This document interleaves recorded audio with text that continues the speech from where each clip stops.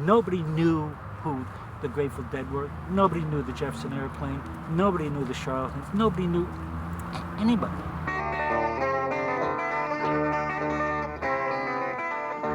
If the psychedelic 60s were born in the dance halls of San Francisco, then they were conceived in a saloon in a small western mining town. The Red Dog Saloon opened in June of 1965 and ran for 3 summers. It was the prototype of the psychedelic dance halls that would flourish in the 1960s and acted as a laboratory for testing the artistic principles that became the foundation for the San Francisco ballroom scene. How can I miss you when you won't go away? Keep telling you day after day, but you won't listen, you always stay and stay. How can I miss you when you won't go away? The Charlatans weren't like anything else there before them. I mean, they were the first band that looked funny in San Francisco, that played an alternate kind of rock and roll. George Hunter, by far, was the first hippie I ever saw in San Francisco. I believe the Red Dog Saloon was the first real gig, right? That was the first bona fide gig. I mean, I had the feeling like, hey, we're like first people in a new territory or whatever. There was that kind of importance. Like, this is historically important whether anybody ever knows about it or not. The psychedelic rock and roll revolution that started in an old Victorian neighborhood in San Francisco and a saloon in Virginia City, Nevada, was about to become known around the world. The Red Dog to me was an outlaw enclave, basically. It was quite an eclectic mixture. There was revolutionaries, outlaws, and hustlers, and hookers, and go-go dancers, and anarchists, and beatniks, and musicians, and Indians. You know, quality people, people you could trust. We had originally conceived of this notion in the middle of a snowstorm down at Don Work's Zen Mine one night, when it occurred to us that there was just too much action in the front room of a 2-room cabin, and we needed someplace else for all the people to meet. We were playing Risk or something like that. We did a lot Maybe of it was that. the aftermath of a heavy Risk game or something like that, I think. You We can see what we were reduced to. Right, doing acid. It was like 6 hours into 6 hours into a Risk game that featured LSD and treaties, both of which turned out to be a mistake. Mark Gunobsky, he had to figure some way of coming up with something because his dad was about to cut him off. So one of the things that he came up with was some kind of a business. And while we were sitting around playing Risk and stuff like that, we came up with the idea, how about a Wild West saloon up in Virginia City? Yeah, that's it. That's what he said, you know, and pretty soon we started working on it. We said, well, if we could just do it and it would, you know, like make money too, wouldn't that be cool, you know? Like, yeah, that would be cool and stuff. And I thought, you know, so I think, you know, it was like a little light bulb lighting up in the air over all our heads like you see in some cartoon or something like this, you know? It was just like, we said, well, look, man, my dad always wanted me to go into business and stuff like this. And I was holed up in Inverness one winter, hiding out from the Federal Bureau of Investigation's political police with a 15-year-old runaway, when the door was kicked in and Mark Gunobsky and Don Works told me that they'd sold Mark's old man a saloon on the Comstock, and I was supposed to come up and run it because I used to run coffee houses and folk music scenes and things like that. And it seemed like a better idea than continuing to molder away in Inverness, so I went up to Seattle and recruited Lynn to be sort of the Miss Kitty of this Long Branch-esque saloon that we were going to build. Took us a little while to come up with a name. I mean, we just started going through names, and all of a sudden stole one. We were thinking of something like the Malamute Saloon, but the Red Dog Saloon was the one we finally settled on, and from then on it just blossomed. By the time the building inspector was through, we needed carpenters, and all the carpenters up there couldn't get around to working for us till months later. So we imported the whole gang from the old Sausalito waterfront Mill Valley Carpenters game that Don Works had been part of when he was the fastest house painter in Marin County. Eventually, I think it took about 3 months, 4 months of steady work, because the Virginia City figured, oh, we got these new guys, we can't let them operate a business, so they came up with all these new regulations, like plastering a kitchen. It was the only plaster kitchen in the whole town. David Mitchell, who was in from Southern California, I guess at that point, was appointed sort of the plumber. And so amidst everything else that was going on, there was always a truck pulling up outside with another hot water heater. And it'd go into a closet or someplace on one floor or another. And after a while, we turned it on, and sure enough, there was hot water in every toilet in the building. Part of what was going on in this whole scene was potheads. We had collectively, individually, from college and from Marin County and from various sources, we'd all, as many people did in the 60s, pretty much given up on doing a lot of drinking and started smoking a lot of pot. And with 20 of us, roughly 15 to 20 of us up here on the hill, it required acquiring a fair amount of weed every week just to keep things running. And that was part of my position in the operation. And I was down in San Francisco constantly buying weed, velvet draperies, china for the restaurant, and all the rest of the stuff that we couldn't get in Reno, right? I'll always remember the day when I was living in Stinson Beach with my 4 kids. I had one day off a week, and it was Monday.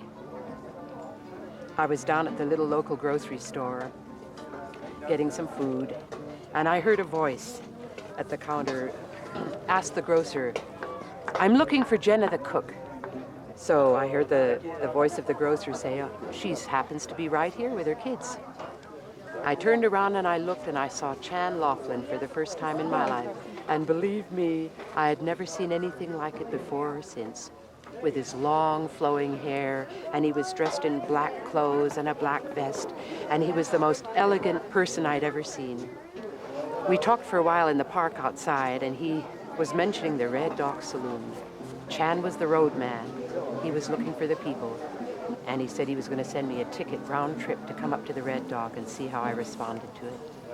I remember And I Mother. was at this, what they called a happening then, and my girlfriend and I were dancing around like wood nymphs for this little event, and this guy came walking in the place looking like something from some gent from the Wild West, and proceeded to come up to us and say that he wanted the 2 of us to come dance as go-go dancers in a bar in some town called Virginia City, Nevada, and we were just like, who is this dude? And Chan was working with Mark, and the Red Dog was getting ready, but they weren't really sure what they were going to do with it. They knew they wanted some entertainment, and Chan had background in that area, but they really hadn't settled on doing any kind of real entertainment. And so one night Chan came to see me when he was down from Virginia City, and I told him about the Charlatans, and I said, "What do you think? This sounds like a natural idea. This could really work, you know."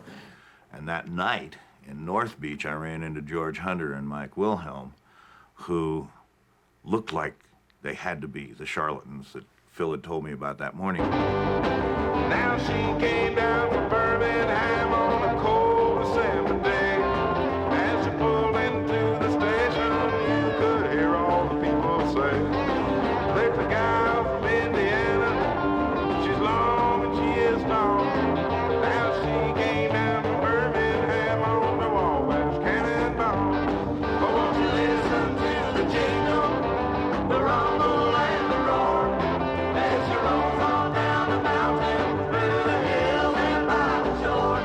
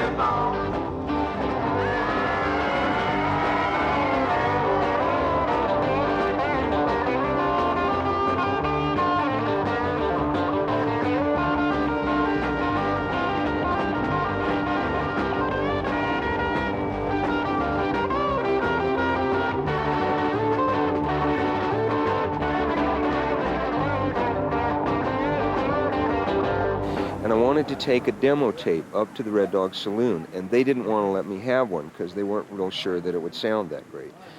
But finally I got them to let me have one, and I came up with Bill Ham, who's here today too, and Bill was going to try and sell Mark a light machine, one of those kind of machines that changes colors as you play music into it. And I remember being very afraid about this, and Bill coached me a lot, you know, and said, don't be afraid of Mark, and just, you know, be brave and go talk to him and everything.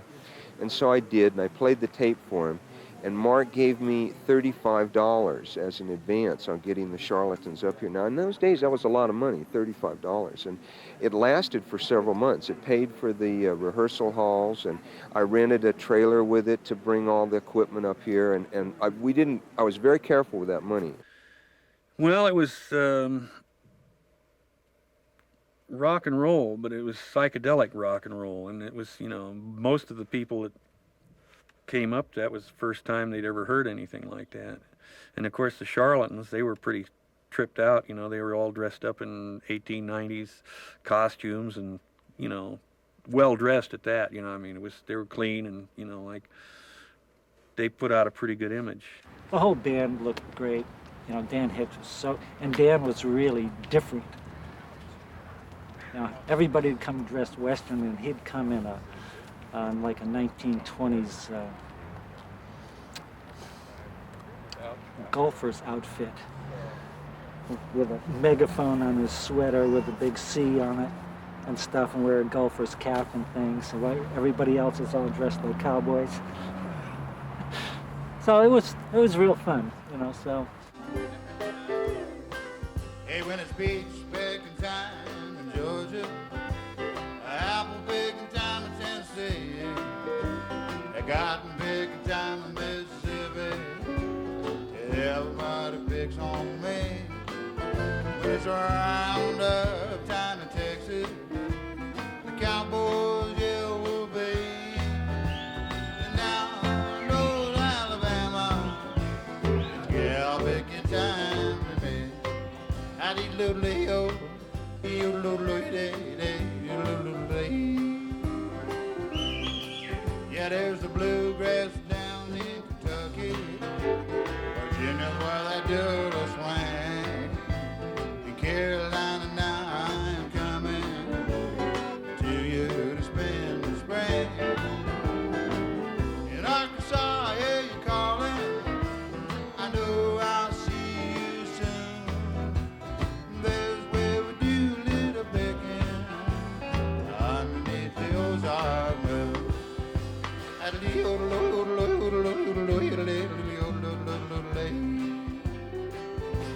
I was very impressed as a youngster how, even though they weren't successful yet and they had never worked one job, they acted like they were successful. They did everything that people would do in a rock and roll band. They went out and talked to publicity people. They went out and took photos. They had regular rehearsals. They worked at it. You know, they had band meetings and they talked about image. And I remember being very surprised at learning that George read Vogue magazine, and there was a lot of talk about image in those days. Had another name. It took us about maybe a year to come up with the name Charlatans, I guess. But we kind of played the role of rock people because that's what we wanted to do. So we just, before we even had the instruments or the band together or anything, it was more of a concept. Well, I called him a charlatan is what I did. Yeah, Mike called me a charlatan, yeah. And that was, well, no, wait a minute. You called me one? Yeah, I called you one, and you went, that's it, that's the name, and drew the logo within like half an hour, I think. Oh, there we go. Because, see, the thing is, I couldn't play anything, but, you know, I liked the idea of being in the music business. Yeah, but he eventually did play something, so that worked out. Ultimately.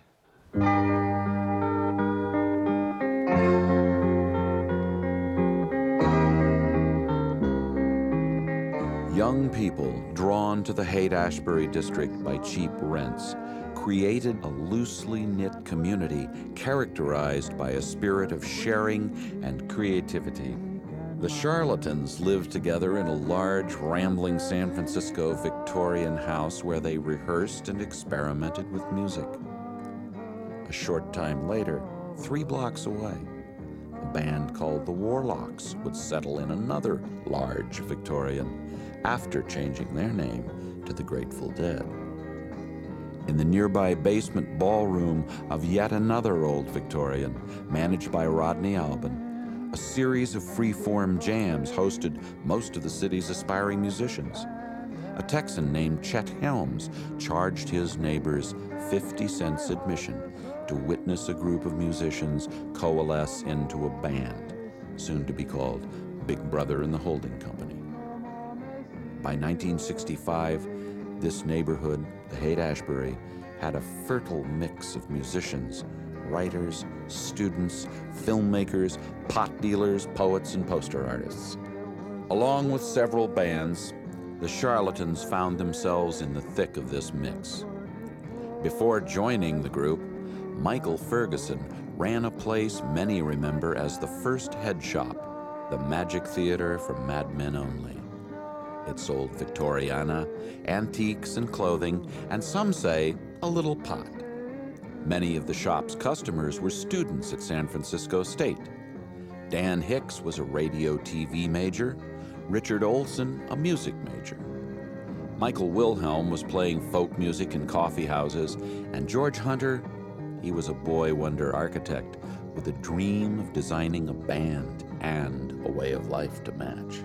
The first time I met George Hunter was when George was sitting in the student union at San Francisco State, because I was going to school there. And George had, by that time, George had very long hair. George is the first person I ever knew that had really like shoulder length hair. The rest of us, a lot of us had, hair like this that was considered to be long, but it really didn't hold a candle to George. Could have been the first guy with long hair, that I saw. I kept wondering when this guy was going to get a haircut. Right. Yeah. He was kind of stand out though, because he had that long blonde hair. You'd see him. George sat at this particular table that was not very far inside the door, where he could see everybody and be seen. And that's mostly what George did at school, as far as I could see, was he kind of just sat there all day. There used to be lots of beatniks with long hair and beards and sandals and stuff, but George Hunter, by far, was the first hippie I ever saw in San Francisco. He had trimmed hair and beetle boots and a style about him and a thing. And the same with Ferguson. You'd go to visit his house, and everything down to the silverware was 1910 vintage. There was this great attention to detail. They were my introduction to psychedelia. I always thought that Art Nouveau and all that cut crystal and lace and stuff and velvet was what psychedelic was about. There was a sense of style that I was very interested in at that time, which was mostly set by Michael Ferguson, who's passed away now. And everybody else picked it up really quickly. But from knowing Michael before that kind of started and everything, Michael was one of the first people that I knew who was into collecting antiques and tapestries and dressing well and getting old antique studs and having starch collars and good polished shoes. And he would live in these places that were very inexpensive and down in the Fillmore in the city, but you'd go inside and it would be just this total elegance in the middle of the slums. It seemed like everybody sort of dressed a little bit in that direction anyway, and we didn't want to be identified with the British groups, so we knew we were American, and we decided to, be American. American.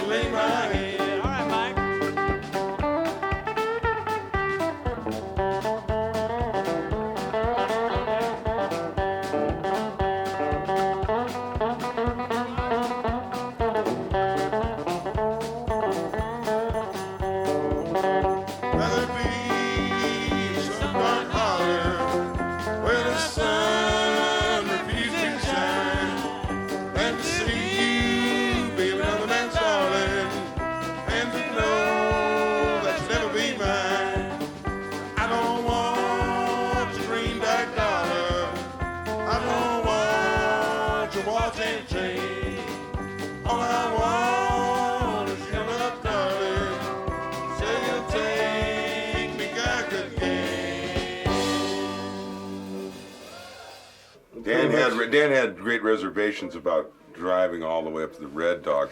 You know, well, who are these people? What is this? And we're going, hey, look, we didn't rehearse all this time to have you not go. So there's 4 of us and 1 of you, and we'll come and tie you up and put you in the trunk and take you up. And that's how we got him to go. It's true. You were skeptical even then.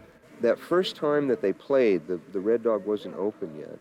And they were very nervous, and Mark was sitting in a chair down below the stage, and there weren't very many other people in the room, and he just had his arms folded and was sort of stern and everything.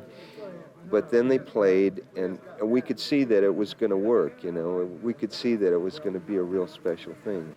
So the hallucinogens were passed around, and then we auditioned. Isn't that right? Yeah, Mark hired us because he said he thought it was we were the funniest thing he'd ever seen. Now, where's Mark when we need him? Did you have your doubts? No, I knew right away. You did, huh? Did you know we were right for the place as soon as you saw us? I had a certain sense of rightness, yeah, but I thought, well, we'll dose all these fuckers and see what they can really do. And everything just seemed to turn to jelly, but it was like, you know, kind of a groovy form of jelly, so I thought, yeah, I'm entertained. I don't know about everybody else, but it entertains me, so you guys are hired or something. That's the way I sort of remember it. Right. Was it jelly-like for you, or was it more solidified? I know we ended up playing different instruments, you know. Yeah. We did maybe a few tunes. Well, we did. Then we got to we just like, I went over to the piano, and I don't even play piano and that kind of stuff, you know. So with the Charlatans, I think, for me anyway, in understanding them, it wasn't just the music, although the music is certainly very important, but they radiated a sense of style and a lifestyle that infected everybody else that came to see them. And it wasn't just about the music. And in that sense, you know, they really were one of the great progenitors of all the great bands that came out of San Francisco.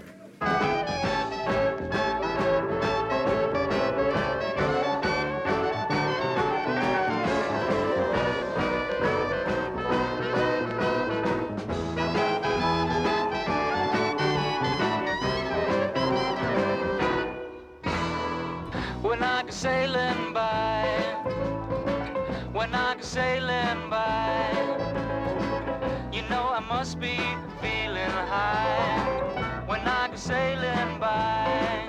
Originally, in concept, it was going to be sort of an extension of the folk music coffee house scene that I was familiar with and had run.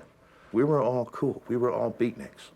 We walked around in black turtlenecs and berets and old army pants, and we didn't dance. And I mean, this was people from all phases of life. I mean, they come from all different parts. They come from different states to be involved in it. There was a type of energy. It was like a fireball. You come inside the Red Dog Saloon, you just knew that you entered someplace that was completely different.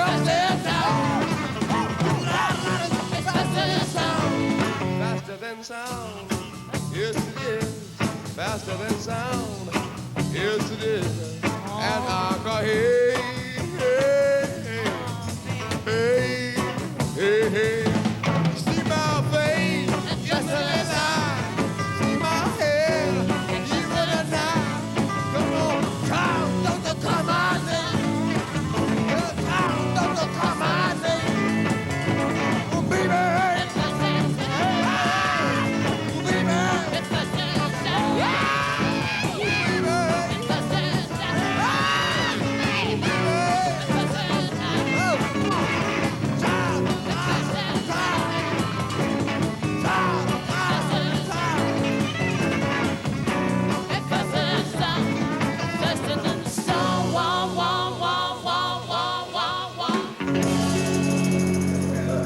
audience was like the people who worked there. It was the younger people, younger audience. It was like a party for the people who worked there. That's what I remember. I don't remember any kind of like a feeling of having an audience that was receptive or not receptive. It was more like we were playing for a party at which we were part of the party and they were part of the party. So it was all just, you know, a lot of fun. Other musical groups came to the party. From the Pacific Northwest came the PH Factor Jug Band with Jon Hendricks, Nick Ogilvie, John Brown, Steve Mork, and Paul Bassett. I was born in the desert, resting on my still. I was born in the desert, resting on my still. And my regular occupation taking all the women from the old mill.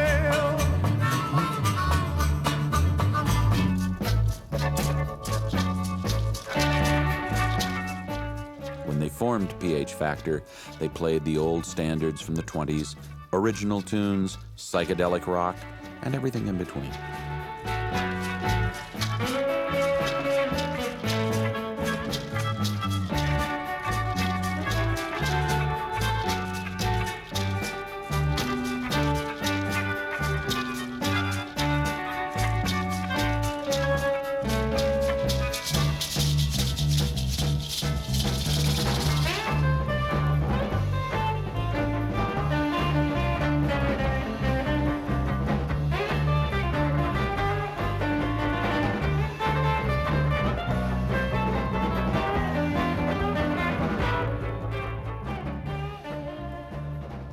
Hendricks was a vagabond street musician devoted to romance. Ogilvie, a folk singer from early on. John Brown played folk music in Miami before heading west. And Paul Bassett was a sculptor and painter who did design work at Boeing.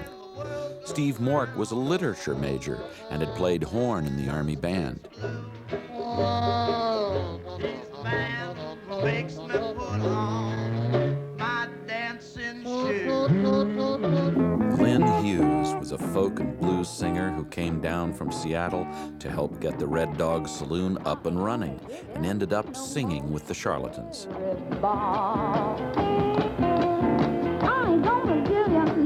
She recorded solo after the Red Dog, then again with a band called Tongue and Groove that included Charlatans piano player Michael Ferguson. She later toured internationally with the band Stoneground.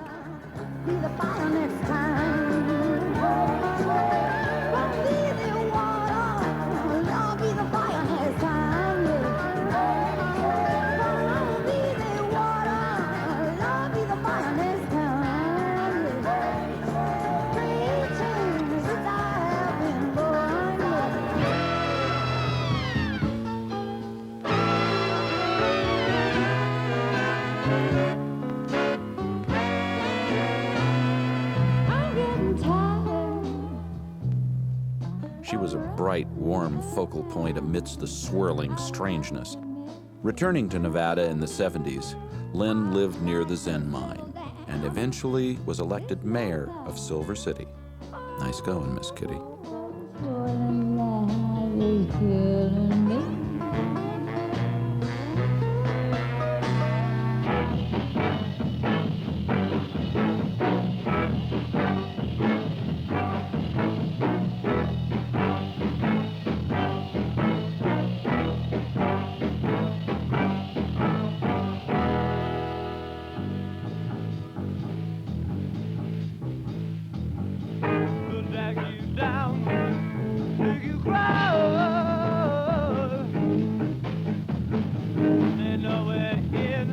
A lot of band names satirized the times, the war in Vietnam and its active draft. The Great Society named themselves after what they felt was Lyndon Johnson's failed program. Another band, all of whom were of draft age, felt that the U.S. government's policy of sending young Americans to Vietnam was akin to Hitler's program of genocide, and in protest called themselves the Final Solution.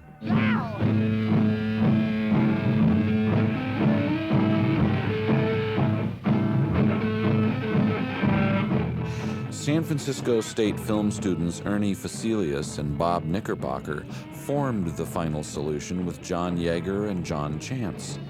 Their music was all original.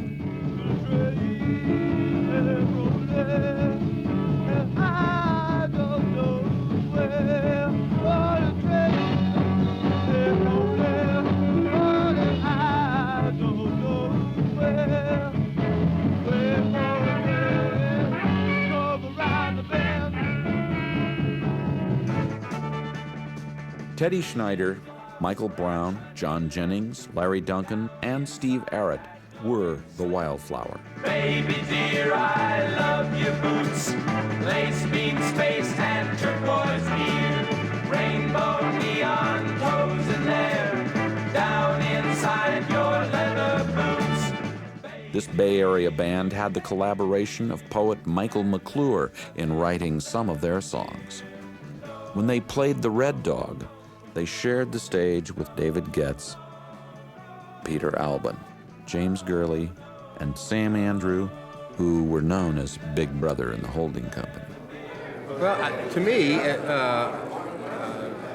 was like basically an early venue that allowed musicians to express themselves a little bit differently. Number one, they allowed loud rock and roll music to be played there. It also had a light box in the back. You know, it was kind of a start of the light show. As a matter of fact, the box was made by Bill Ham and Bob Cohen.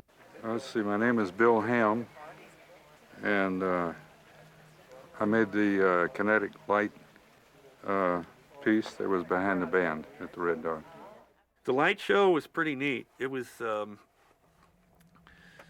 made with some kind of electric motor, like a rotisserie from a barbecue. And while it had 3 frequencies that stimulated a light source and went through a prism of a certain color, and I can't remember for all the hours I used to stare at it, what color each tone range was. It was actually probably a pretty simple arrangement to build at the time, but it was very innovative. Nobody had ever seen anything like that before. It's hard to describe that light show because it was just part of the whole psychedelic picture. It was an amazing little, I don't know, you look at it now, it's not the big displays that they do, but it sure caught your eye at the time.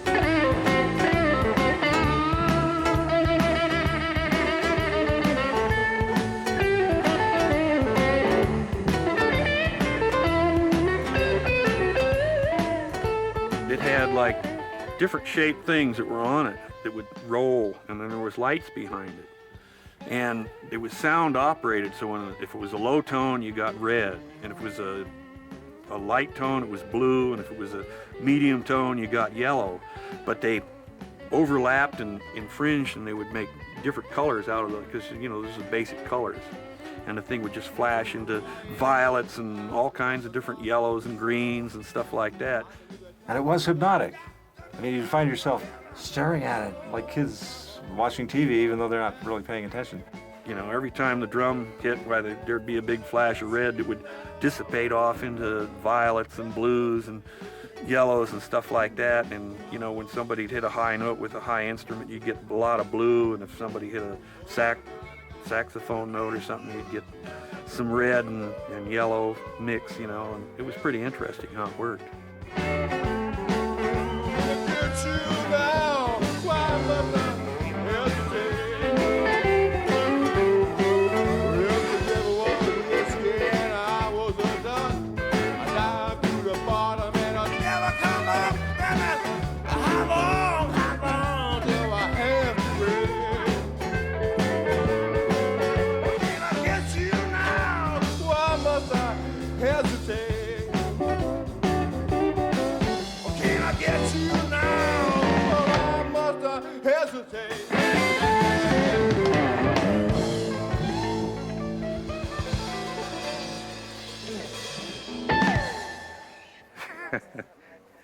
We got gas money from Chandler and came up and talked to Mark.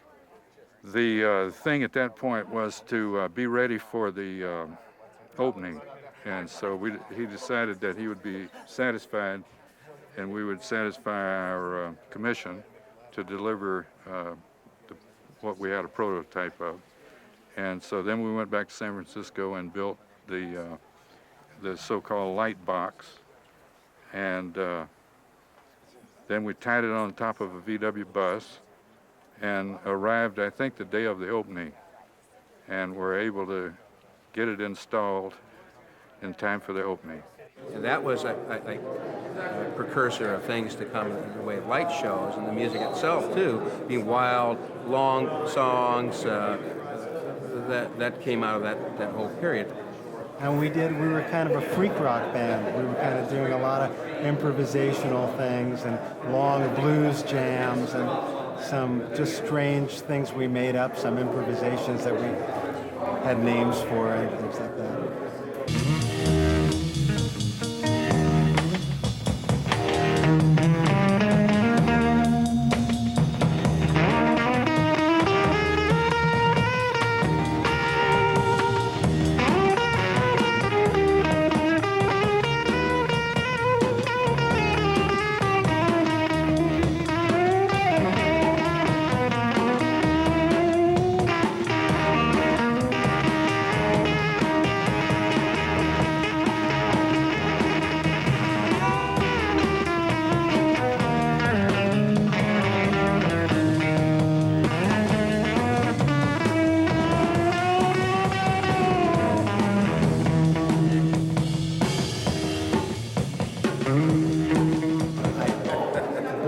Played in May of 1966, and it was before Janice, so the lineup in that time was just the four guys. It was just James Gurley on lead guitar, Sam Andrew on rhythm guitar, Peter Albin on bass, and myself on drums.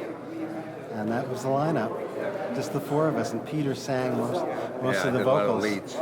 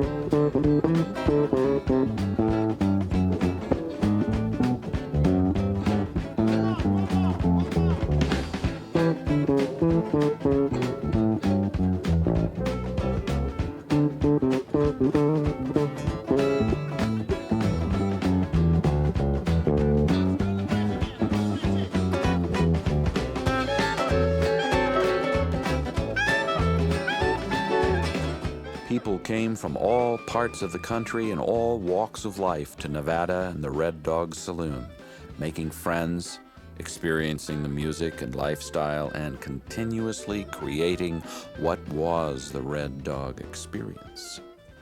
See, I was in school and I had just completed my BA in anthropology, and I was an archaeologist, and so I got a job. My first job running a dig was over here in Nevada, working for a guy that was teaching at UNR. And Cashin was the cook. And Kenny Miller was one of the students who was on the crew. And Kenny came back one day after going to town, right? And he says, "Wow, you guys ought to go up to Virginia City. There are all these people walking around with long hair and weird clothes on, and they've got all this music and stuff going on up there." And we said, "Oh, okay, sounds pretty good."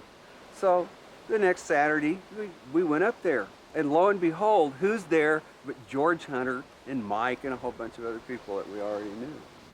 Okay, the Red Dog experience really began on the highways on the way up here, Highway 50 or Highway 80. That was the days when guys had old cars and old pickup trucks and stuff like that, and driving around in the hills was the thing to do. As soon as you hit Sacramento and passed it, you realized that the Sierras and the Comstock were ahead of you, and that's where everybody broke out their stashes and began the Red Dog experience. You know, you get out there, there'd be nobody else out there but you and your friends, and you come from the city or something like that, and everywhere there's people, and all of a sudden there wasn't any, and you could do what you wanted to do, and Didn't matter. That's one of the reasons I think that people liked acid so much up here. They could get psychedelic and crazy and run around in the hills, jump in the hot springs, do whatever they wanted to do, and nobody bothered them. There wasn't anybody out there to bother them. I didn't know where to go, so I flew into Reno and called the Red Dog, and I told them I needed a ride and a job.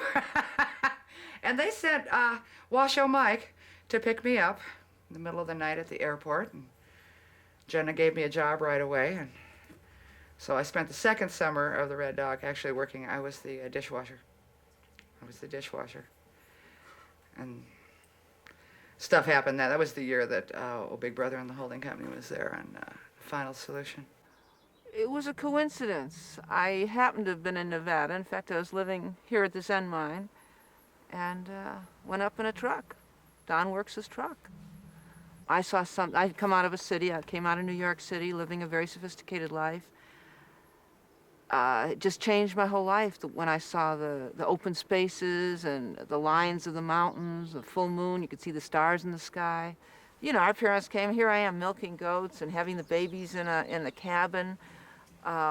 We laughed a lot. And the Red Dog Saloon, there's a lot of laughs. You know, just seeing everyone being able to express themselves and wear their different outfits and play the music. It was a wonderful feeling. I found myself hitchhiking down the interstate to Virginia City, Nevada, to this place I had sort of stuck my nose up about a few weeks earlier, and had a great time. I got to the door of this place, and the Charlatans were playing, and Carmela was standing at the door, lounging at the door in this incredible velvet dress and beads everywhere, and it was like some old-timey tintype with this old-timey band, only it was happening then, and it was an amazing scene, and everybody was either being a cowboy or an Indian that summer, from my perspective. We were the characters that sat around in the saloon down the street waiting for the boss to come and tell us to rustle the little girl's cattle so that she couldn't meet the mortgage payment. You know, it was this, everybody walked into the place and knew exactly where they were right away. Lynn Hughes' role was Miss Kitty in this thing. We were all doing all of the amalgamated westerns that we'd grown up with in style, including sitting in front of the place, cleaning our guns at dawn. And of course, Mark did a lot of trading for guns to pay off the help that was doing work at the place. You know, instead of giving them cash, he'd give them a Winchester or something like that for their week's pay. Mark went up the street to Charlie Stone's gun store and arranged for everybody on the work crew, everybody in the whole saloon, by that time 25 of us, to go up and pick out whatever gun we wanted in the place, barring it was really ridiculous. And that would be our pay for that week, or credited against our pay. And everybody went up and picked them out, and Charlie marked them and things, but Mark had to go sign for them. And so he went up the street. This is, weeks after we'd been around and about and things like that, and there was already rumors of animosity in the community, right? And here comes Mark down the street at 10 o'clock in the morning, this sort of pudgy little crazed proto-hippie with 25 or 30 long guns in his arms and pistols sticking out of every pocket. That was like more of a weekly thing. Like everybody usually changed their guns about once a week, because, it was just like a lot of people who hadn't had any before or whatever, and Ferguson would be getting arcane engraved French pinfires, and everybody would be trying to figure out what gun is really me, what gun shoots my my personality. There was a moth up on the rafter above the bar, and being it was opening night, I was getting a little juiced. I was drinking too with the customers, and having fun, and I had my cap and ball revolver underneath the bar in case there was any trouble, and the moth kept bugging me. I kept looking up at this moth, and it was bothering me, so finally I just pulled the revolver out from underneath the bar, and plow, shot the moth off the rafter, and it split into two pieces, and one of the moth wings fell into a gal's martini that was sitting on the table underneath. So I gave her a new martini. And the guy that was sitting in front of me when the gun went off, he didn't really pick any powder out of his face, but he got a lot of smoke, and he says, "Give me a double, quick, I've been shot." The gun story at the Red Dog Saloon was Don Works' opening gun play. The sheriff, 10 o'clock on the morning of opening, the sheriff walked in and wanted to, in traditional Western style, check his pistol with the bartender, as they used to in the old days, and we were playing it like they did in the old days. So the sheriff takes his pistol out, slides it across the bar to Don Works, and says, check it. Don picks it up, cocks it, goes, wow! Yeah, it works. The shot then went through the second floor, through Lynn Hughes's cat box, spreading kittens all through the second floor. The shot continued up through the third floor, where Steve Henry was combing his hair. There was a bureau and a mirror behind him, and he was combing his hair like this. The shot went right through, split the bureau, dropped the mirror down, and Steve all of a sudden was staring at the blank wall like this with the comb halfway through his hair. I don't know what happened above the building. I guess you'll hear several versions of that story, probably all of which are untrue, except to those people who tell them, and by God, that's my version of that story. Well, of course, the bottom line was that almost nobody started any trouble, and very, very few persisted after Washoe Mike pointed out to them the benefits of being peaceful. Washoe Mike was the biggest Washoe Indian, and Washoe Indians tend to run large, that I have ever seen. Yeah. He was Washoe Mike. He was huge. He was as tall as me, and I couldn't guess his weight. He never used more than one hand, he claimed, to evict anybody, and I never saw him called upon to do even that. Just a word to the wise, he would kind of whisper in their ear, "Yeah, this is uncool." No. I mean, the cat He was was big. big. He was big. And we had him at the front door in a top hat, and at one of the antique store buys, I had found a broad purple velvet sash with gold trim on the whole thing and a heart and a cross and all this stuff, and it was an installation for the Rainbow Girls. And it was supposed to be worn by a busty broad over a formal or something, and so it just barely fit like a bandolier on Washoe Mike, but this formally dressed Indian in a top hat with a purple sash telling you that you were making a little more noise than was He appropriate. was very polite. He'd walk up to somebody that was starting trouble, and he says, "Excuse me, sir," and they'd look at him and look at him over, and they'd say, "God damn it." "Yes, sir, what is it?" You know, like, "Would you mind taking that?" "Oh, sure, you know, I'll be glad to." Well, the that was best critical. bouncer we ever had. We had some good times with guns. You got a gun out of that, didn't you? Well, Did you get paid with a gun that time? Yes, I did. I got paid with a gun. I do believe it was the 25-20 that I had for many years. I can remember that John Cipollina, at any rate, thought it was a good gun also, so you had a good eye. I got together with Quicksilver because they wouldn't let me join the Charlatans. I'll tell you, the first time I saw them, they were at a friend of mine's place, a guy named Mark Kanowski, who's credited with starting the San Francisco scene. And he had a place called the Red Dog Saloon. And I walked in there very young, very impressionable, and I see this band with hair down to their backs, you know, dressed authentic Western. These guys styled. They were naughty guys, and there was something about playing. Now, this is right in the heart of the folk music, when everyone's going, "Hang down your head, Tom Dooley," and you're sitting there going, boom, shakalaka, boom, shakalaka. They're going, "Wait a second, man, that's not cool," you know, electric guitars. And it was very defiant, actually. And these rednecks walked in the bar with a rope. "Let's get those faggots," you know, and I'm going, you know. And the piano player reached in the back and pulled out, and never will forget it, a little Beretta, held it up and fired 3 shots in the air. I thought, this is part of the act. And then I'm watching pieces of wood fall down, and I thought, I'm going to join that band so bad. These guys were bad. I mean, these guys carried guns, you know, which is another thing that Quicksilver did have in common with the Charlatans. We all carried guns. What you done made me love you, now your man done gone. I got a 38 gun, beating bomb, 38 gun, beating bomb. Why can't nobody use it? At the end of the Red Dog's first summer, the intense energy and excitement of the new psychedelic experience exploded outward from Virginia City.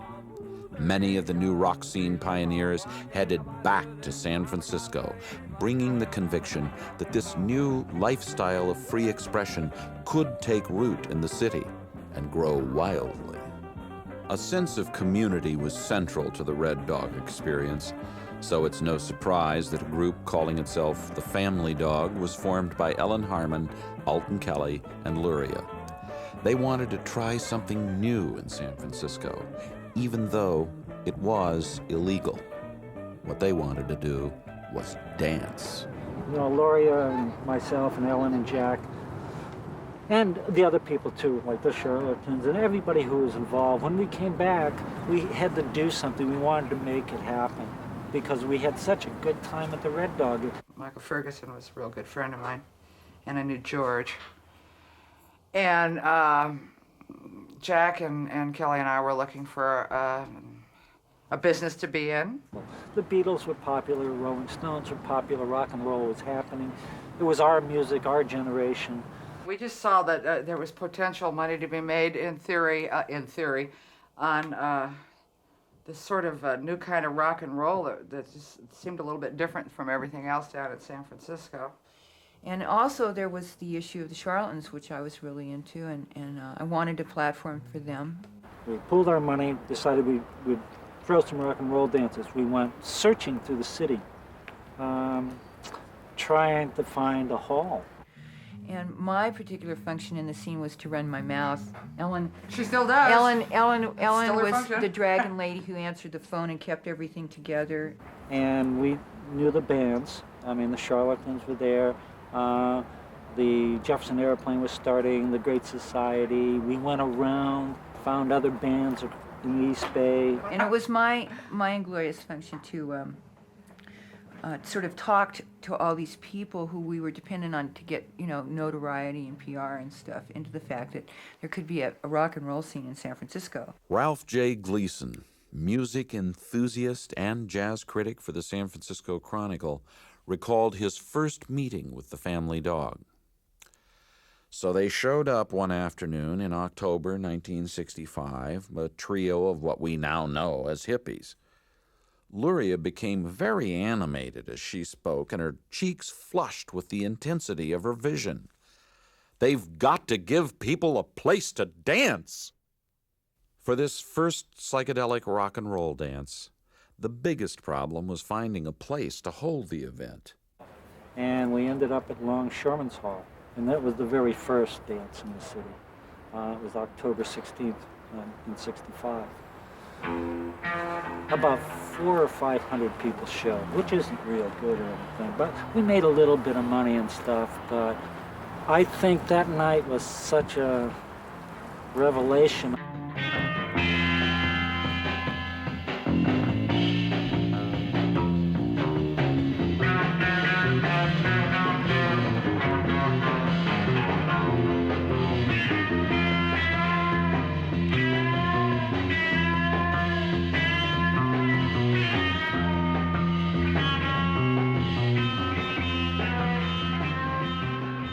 We were stunned by the fact that it was full of people with long hair who were freaks, who we'd never seen before, and there was hundreds of them.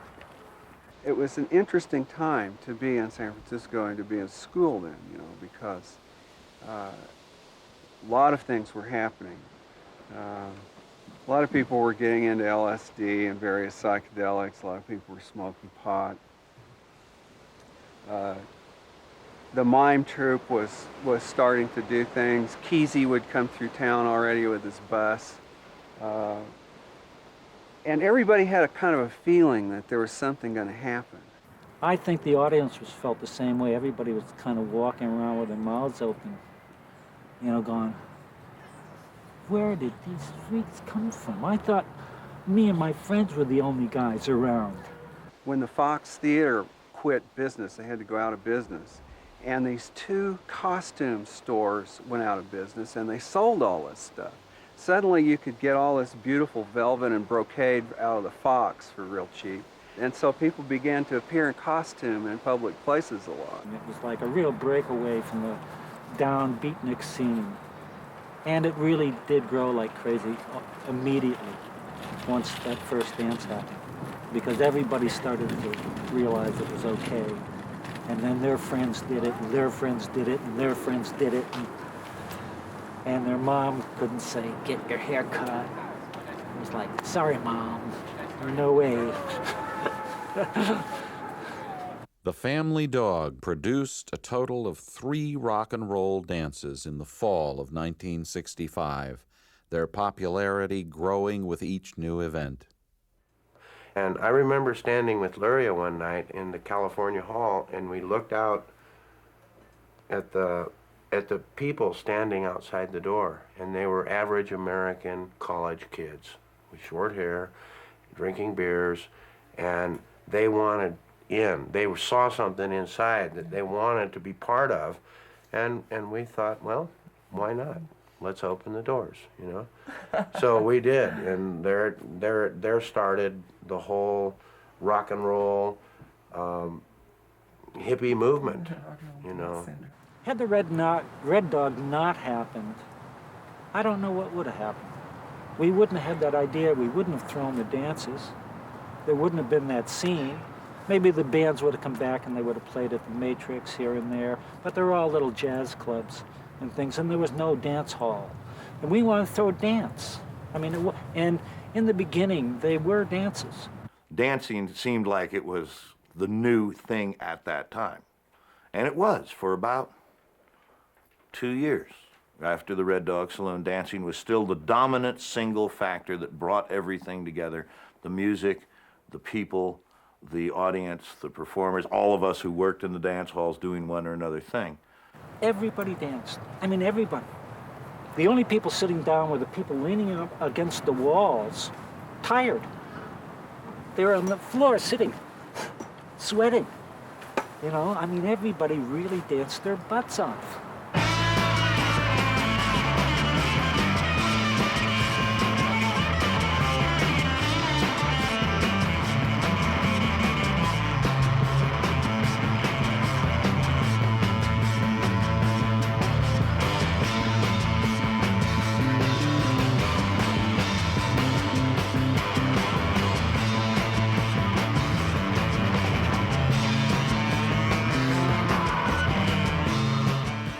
As Ralph Gleason saw it, some of the people danced all night long as if the mere opportunity for such expression was God-given and might never be repeated. Long lines of dancers snaked through the crowds for hours, holding hands. It was orgiastic and spontaneous and completely free-form. The most remarkable assemblage of humanity was leaping, jumping, dancing, frigging, fragging, and fruging on the dance floor to the music of the half-dozen rock bands. These promoters were unlike any I had ever seen in a decade of covering public music events. They never had any idea of what the economic situation was. And I actually made money one night. I mean, it was like George Hunter was immediately there, like a vulture, saying, "You have to come over, and we have to decide what we're going to do with this money, and we have to buy something to smoke right away." Anyway, it was really cute. It was really cute. It kept me up all night long talking about what to do with this like little pittance of money that we actually made. But we had it was fun.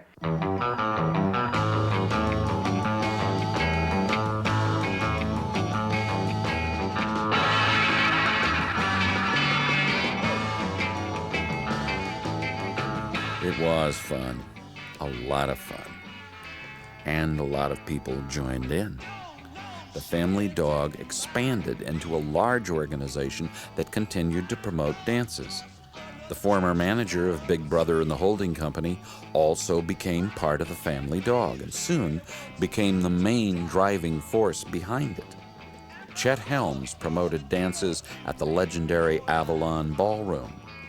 The Family Dog was now a chaotic community of rock and roll zealots, visionary entrepreneurs, and social freethinkers. They had a unique vision of life and how to make money. Across town, Bill Graham, the business manager of the San Francisco Mime Troupe, began promoting dances at the Fillmore Auditorium. His charismatic blend of business sense and personal drive provided a powerful economic base for the rock scene. The ballroom scene flourished in San Francisco because urban renewal had not yet taken hold. The city was full of old 19th century buildings, the sort that couldn't be built today for any kind of money. There were still problems with dancing at rock concerts. The Straight Theater got around the no dancing ordinance by calling their shows dance classes. Graham and Helms also made use of available local talent. Bands like the Grateful Dead, Jefferson Airplane, Quicksilver Messenger Service, and Big Brother and the Holding Company, who were about to add a fifth member, Janis Joplin.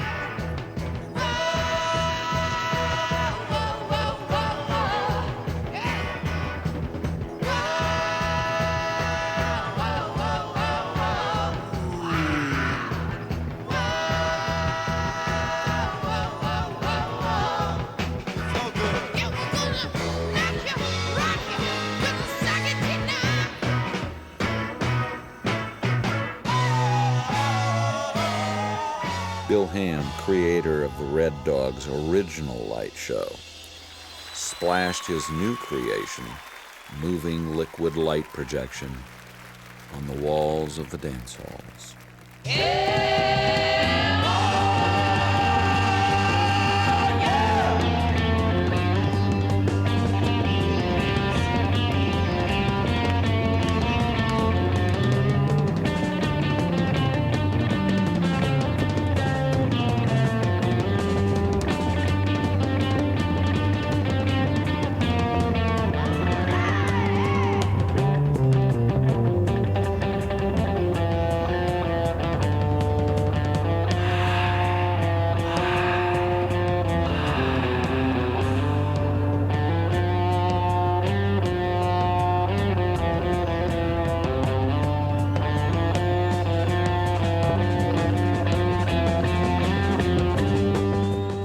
Ham, with fellow artists Glenn McKay, Jerry Abrams, and Ben Van Meter, used film and lights to create visual accompaniment that became synonymous with the ballroom experience.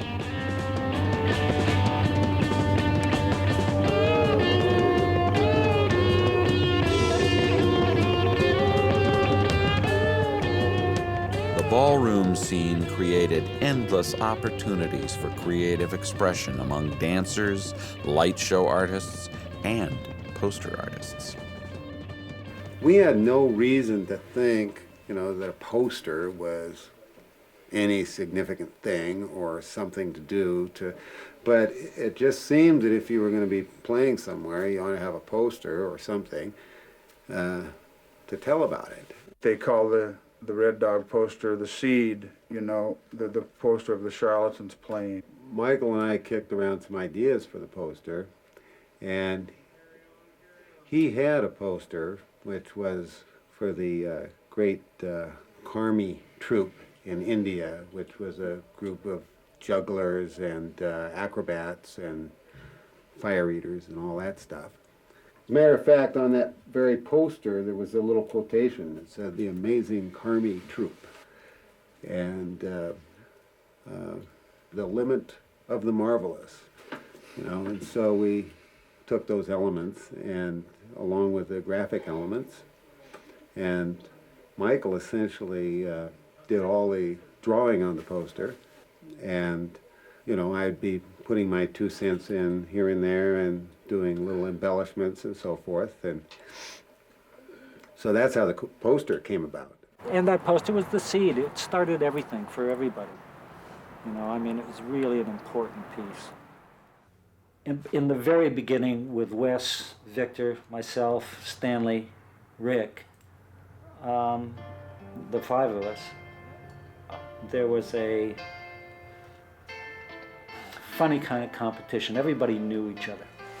And we would go out and look on the street for Wes's work, and look for Victor's work, and look for Rick's work, and try and say, "Oh my God, look what he's done."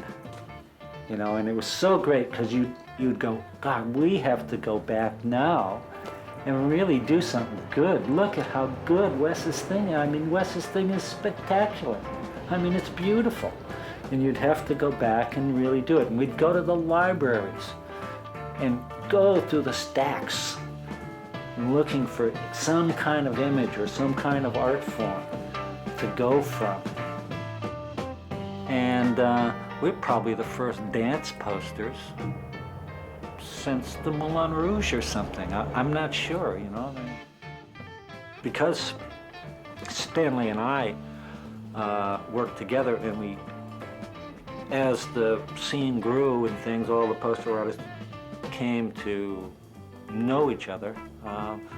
Eventually it worked out, because Stanley and I worked together, that I would do a poster with Rick, and Rick would do one with Victor, and Victor would work with one with Wes, and Wes would work with Stanley, and I mean, it was great. I mean, it was a different kind of competition. I mean, it was like everybody liked everybody's work, and everybody liked everybody else too.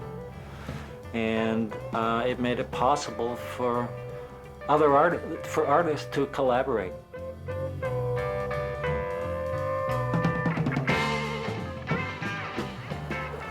I feel like, I don't know, Toulouse-Lautrec or something, doing them for the Moulin Rouge. It was a real event, a real thing. They were dances. Nobody knew who the Grateful Dead were. Nobody knew the Jefferson Airplane. Nobody knew the Charlatans. Nobody knew anybody. We put the posters on the street, and they were effective.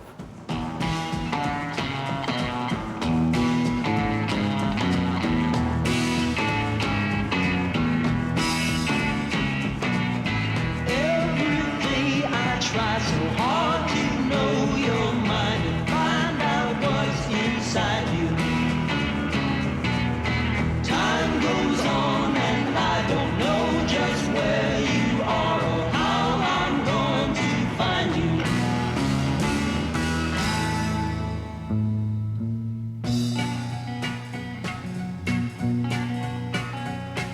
You can do whatever you please.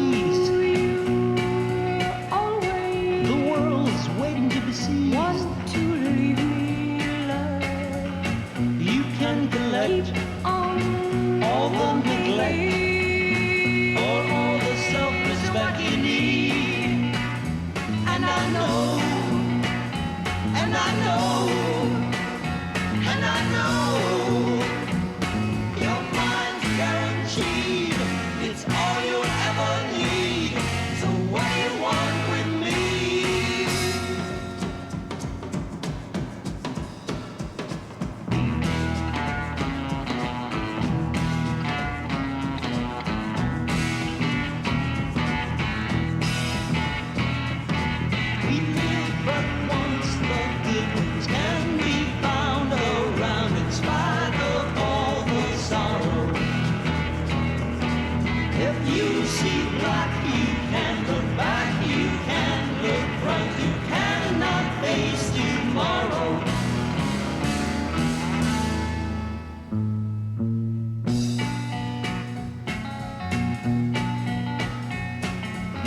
Some have it nice, fat and round, flash paradise. They're very wise, they're disguised, trying to revolutionize tomorrow. And I know, and I know, and I know, your mind's guaranteed. It's all you ever need. So what do you want with me? The psychedelic rock and roll revolution that started in an old Victorian neighborhood in San Francisco and a saloon in Virginia City, Nevada, was about to become known around the world. But the real true spirit of what the music was about, and that scene, and all of us being young, it was like real sweet time. It was a real sweet time.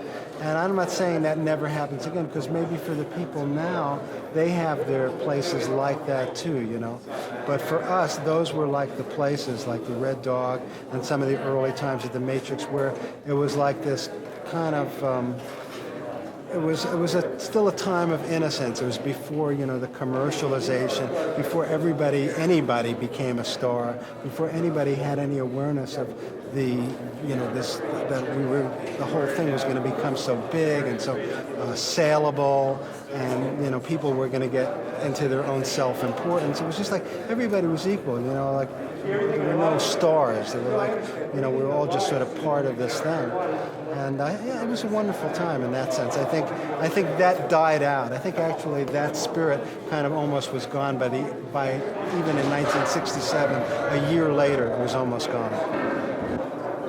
The feeling that some people had at trying to jump on the bandwagon, you know, and to me, the best example of that would be all the kids that came out during the Summer of Love from Akron, Ohio, from Jacksonville, Florida, from New York City, who all they knew about the scene was what they read in their own newspapers. And their newspapers, their home newspapers, were giving them a pile of crap because they didn't know what was going on. They didn't know the spirit like David was talking about. They had only known and reported about the outside cover of the book. Yeah. I could give you my cosmic answer to that question, and I could give you my practical answer to the question. My practical answer to the question is sort of like Peter is saying. It's sort of like at that time in the 60s, it was the beginning of where the media actually started to have the power to actually influence the things that it was reporting on. And this was one of the first cases, like the way the media descended on the psychedelic scene in the Bay Area and in some way created it into something else than it was. My cosmic answer to the question would be like to say that, you know, like every movement has like, it's like sort of, it's medieval, it's classical, and it's Baroque, you know, and it's medieval is like that time of innocence. And whatever it is, like it's sort of like nature just changes things, you know, they have to kind of go on. And then the classical thing started to happen like in the 67, 68, and then by 69, it was totally Baroque. You know, because everybody was so self-conscious of the style in and of itself that it started to copy itself and disintegrate. The spirit of it really was not true anymore. And I always perceived in retrospect that those experiences, especially our experimentation with psychedelics and then peyote and such, and with pot, wasn't a free ride. That, yes, it was gloriously good fun, and it opened our lives to many things. Some of it turned sour for some people who overindulged, which is true of any substance. But the perspective we gained that Buddhist monks take maybe 20 years to achieve in deep meditation, we got in 45 minutes, and I always felt there was probably a reason for that in a generational sense. And that was that a lot of people had to get hit really fast to a particular perspective about the preciousness of life on this planet. When I was growing up in the 50s, pretty soon they didn't have the fire alarms on anymore. They had nuclear alarms. They started telling us that when the bomb falls, oh, you kids get over here and move away from the windows because those could all shatter over you. I mean, they really put a lot of visuals into our head, which is all very possible, could have happened. But you can't live your life being afraid. Basically, I was scared shitless by the Cuban Missile Crisis. I was running a folk club and being a good beatnik on a fringe area near a university, and all that jazz was going on.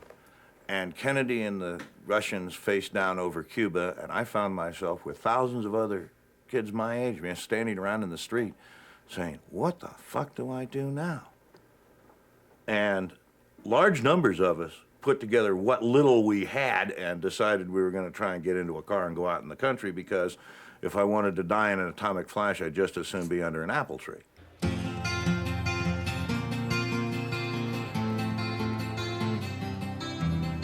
Here in an Air Force laboratory plane circling high above the target, volunteers test their visual reactions. Far between sundown's faded finish and midnight's broken zones, we ducked inside a doorway, thunder crashing. Automatic cameras record the burst's effect on aircraft staked out in the blast area. This is what it's like inside the A-bomb storm of destruction. Seeming to be the chimes of freedom flashing. The atomic cloud, a dramatic symbol of man's most potent weapon, an ominous question mark for the world's future. Confused, refused, misused, strung out ones and worse. And for every hung-up person in this whole wide universe, and we gazed upon the chimes of freedom flashing.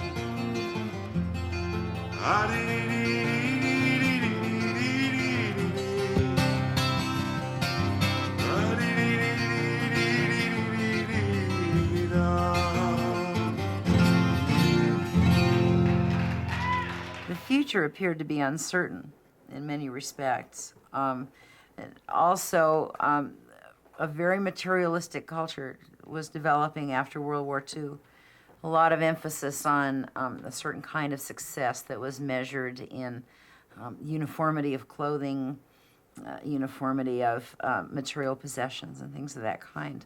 Sure, I know our parents thought those were good values that they gave to us in the 50s. But some of it didn't really ring true. You couldn't really express yourself and speak honestly and say what you mean. All of us were presented with something that artificially separated us from the experience of the real world. You know, the flush toilets that became so popular in the 30s, you know, had magnified out, and so we had every sort of appliance known to man. Technology really became the king.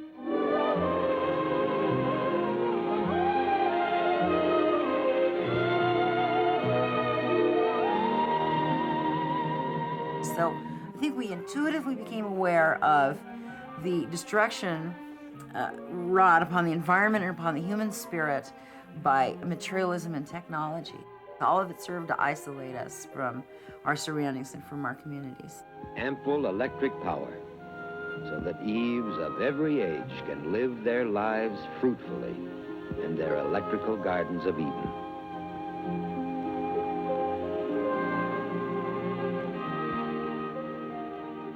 The world that was presented to us on a platter at the end of the 50s was not a world that I wanted to live in, or that I think a lot of my peers wanted to live in. A lot of people in that period of time, if they'd never touched a musical instrument, the costume and the Victorian ambiance of the Charlatans was in its way an escape and a rejection of that overwhelming Ozzie and Harriet world that we'd just been told we were going to inherit.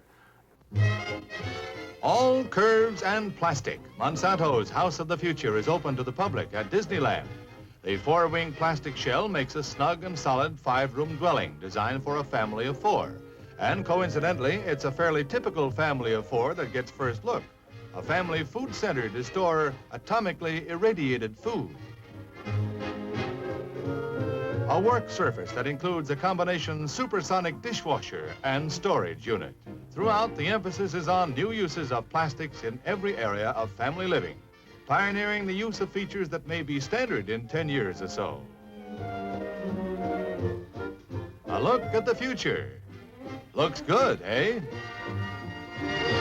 There was a significant backlash against modern techno-urbanity at that time, fueled in part, as you say, by psychedelics. Man, when you get the whole world disassembled before you so you can examine the component parts, it's pretty hard not to think seriously about why it is that you're stuck in a traffic jam on the San Francisco Bay Bridge going to a job in San Francisco.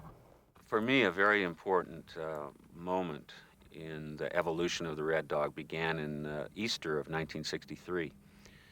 Chan Laughlin and Doyle Nance and a couple of the other people that had connected with the local Indians here in Nevada had dragged a bunch of us up out of the city and stuffed us into a teepee, about 50 of us altogether, I guess, packed us full of peyote and treated us to a full-blown American Indian, Native American church ritual from dusk until dawn. And I know that nobody came out of that meeting the same as they went into that teepee. Everybody, most of us city-oriented people, city-raised people, most of us connected with the earth, and there was no turning us back ever. We came out of that somehow a combination of cowboy and Indian. We came to know Mother Earth. We came to know that there was another way of living other than scrambling in our own little self-made ghettos in the city. It wasn't just the fact that I took LSD, and I realized through that experience immediately that things that I had thought or dreamed might be real really were real. the universe was beautiful, and that there was a connectedness in the universe that I couldn't maybe express consciously, but that it did in fact exist. And that changed me.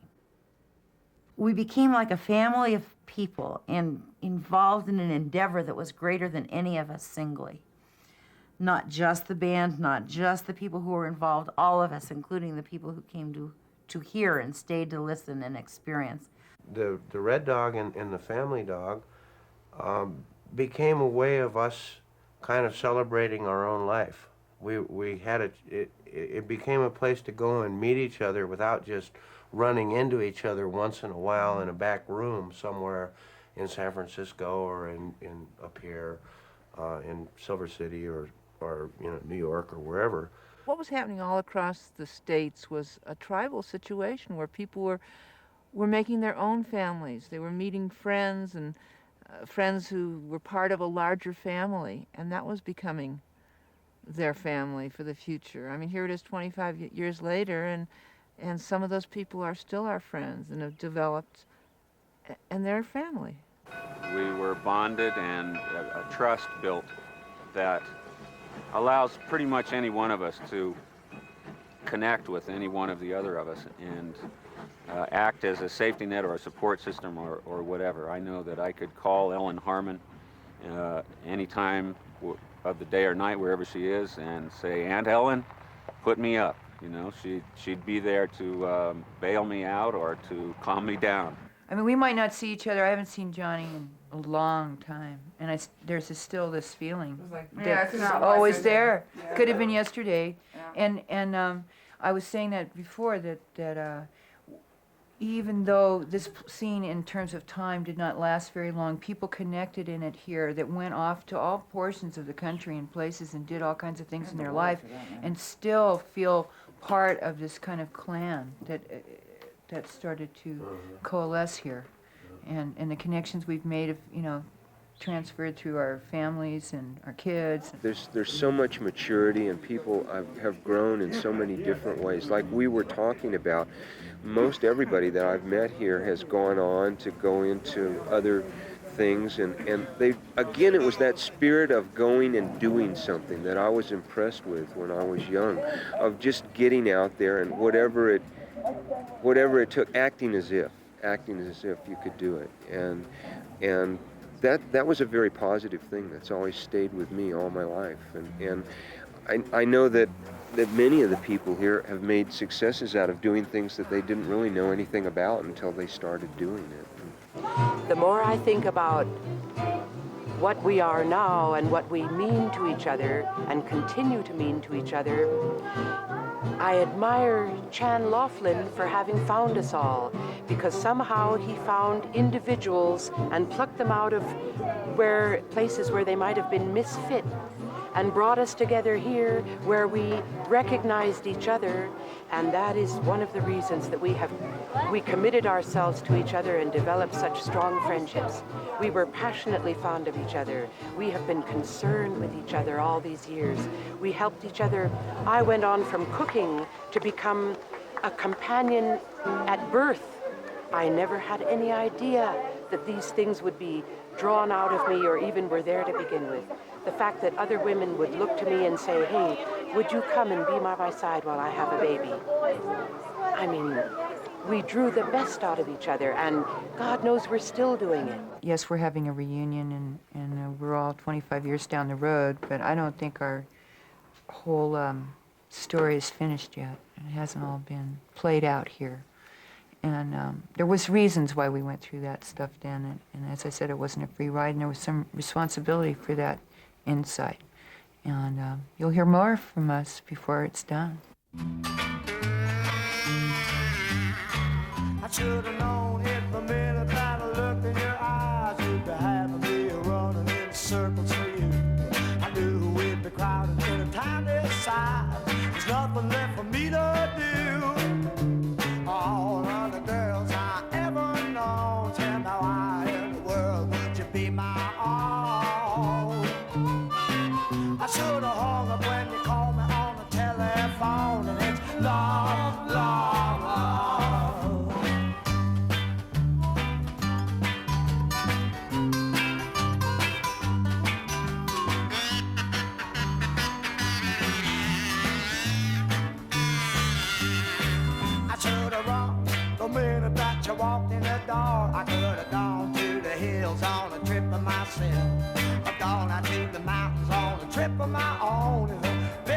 much better for my health. Oh, yeah, all of the girls I know, quite a few, tell me how in the world did it have to be you? You chased me and you caught me and the fool it's true, and it's love, love, love, love, love, love, love, love. There ain't nothing in this world for a boy and girl like love, love, love.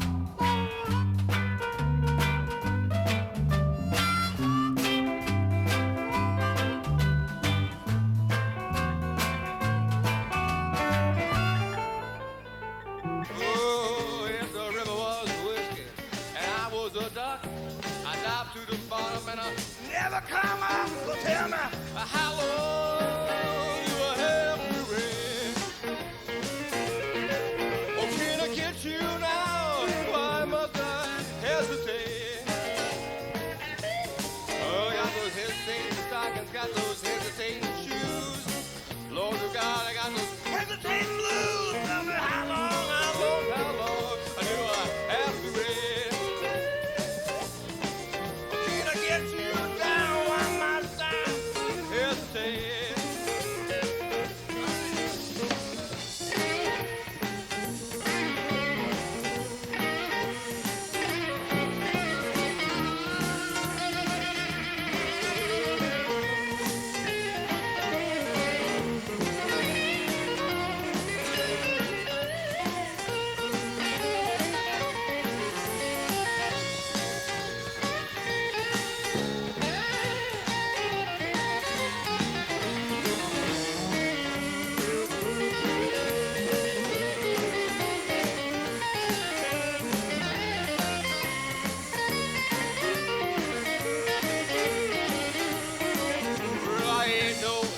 But the doctor's son, I can do that doctor till the doctor comes. Tell me how long do I have to wait?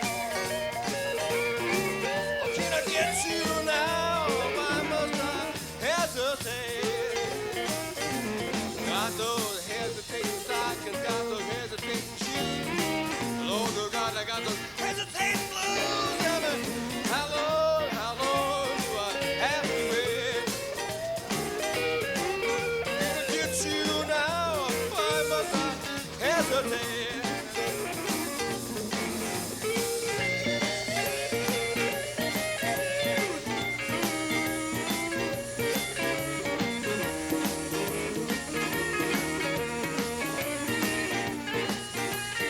I was standing on the corner with my feet in my shoes, racking my brain how to pay my dues.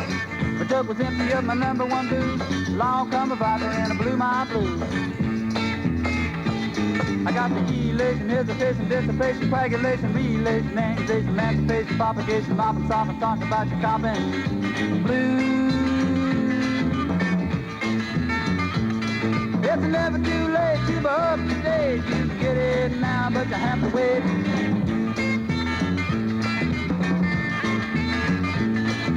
Along come a chick, come a little dolly. She was out walking a big fat collie. Golly, Miss Mama, busy looking mighty jolly. There ain't none left, but I'm really mighty sully. I got the outer space, water rays, drop the mace in my face. If you taste, you wanna taste, and I just stretch it, catch a blues.